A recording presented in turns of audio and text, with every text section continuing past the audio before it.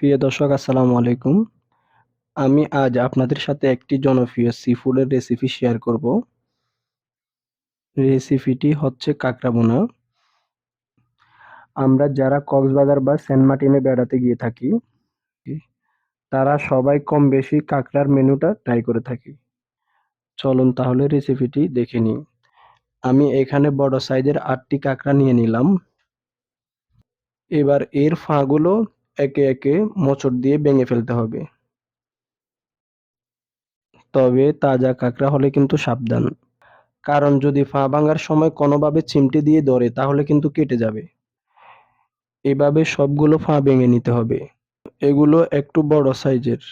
এগুলো খুব একটা শক্ত হয় না। মোচড় দিলেই ভেঙে যাবে। এবার এগুলোকে ব্রাশের সাহায্যে ঘষে ঘষে পরিষ্কার করে নিব। যেহেতু এগুলো মাড কাঁকড়া, তাই এদের গায়ে প্রচুর মাড লেগে থাকে।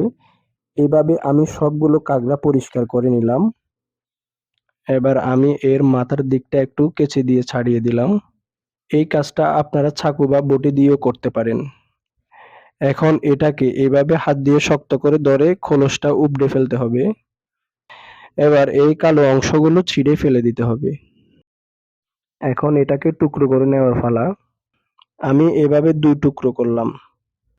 সবগুলো কাঁকড়া এভাবে কেটে নিলাম। এখানে আমি সবগুলো মসলা রেডি করে নিলাম। এবার আমি চুলায় একটি পাতিল বসিয়ে তাতে ১/২ কাপ পরিমাণ তেল দিয়ে দিলাম। এখন এর মধ্যে ২টো দারচিনি ও ৩টা এলাচ দিয়ে দিলাম। এগুলো একটু ভেজে নিতে হবে। এতে করে এগুলোর ফ্লেভার রান্নার মধ্যে খুব ভালোভাবে ঢুকবে। এবার দিয়ে দিচ্ছি ১ কাপ পেঁয়াজ কুচি। এখন পেঁয়াজটা কিছুটা ব্রাউন কালার হয়ে আসা পর্যন্ত ভেজে নিব। এখন দিচ্ছি ২ চামচ আদা বাটা, ১.৫ চামচ রসুন বাটা, ১ চামচ মরিচ গুঁড়া, ১/২ চামচ ধনিয়া গুঁড়া, ১/২ চামচ জিরার গুঁড়া ও ১ চামচ হলুদ গুঁড়া। দিয়ে দিচ্ছি স্বাদমতো লবণ। আর দিচ্ছি ১ চামচ লেবুর রস। এবার এগুলোকে নেড়ে কষিয়ে নিতে হবে। কিছুক্ষণ কষানোর পর এবার দিয়ে দিচ্ছি একটা টুকরো করে নেওয়া টমেটো। টমেটো দিয়ে নেড়ে খুব ভালোভাবে কষিয়ে নিতে হবে। এখন ঢাকনাটা দিয়ে দিচ্ছি আমি।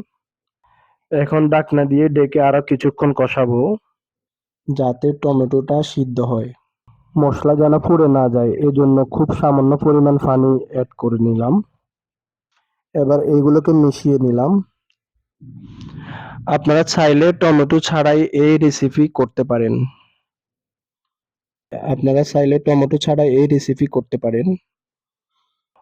মসলা যখন তেল ছেড়ে দিবে তখন কাঁকড়াগুলো দিয়ে দিচ্ছি।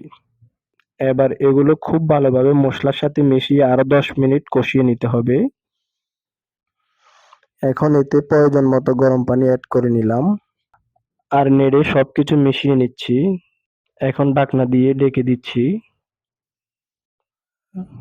১৫ মিনিট পর ফিরে এলাম। রান্না প্রায় শেষের দিকে। আমার রান্না শেষ। এখন আমি আপনাদেরকে পরিবেশন করে দেখাবো। দেখুন এর কালারটা, দেখেই লোভ লাগছে। যারা কাঁকড়া পছন্দ করেন তারা একবার হলেও এই রেসিপিটি বাসায় ট্রাই করবেন। আজ এই পর্যন্তই। সবাই ভালো থাকবেন, সুস্থ থাকবেন, নিরাপদে থাকবেন। আল্লাহ হাফেজ। আসসালামু আলাইকুম।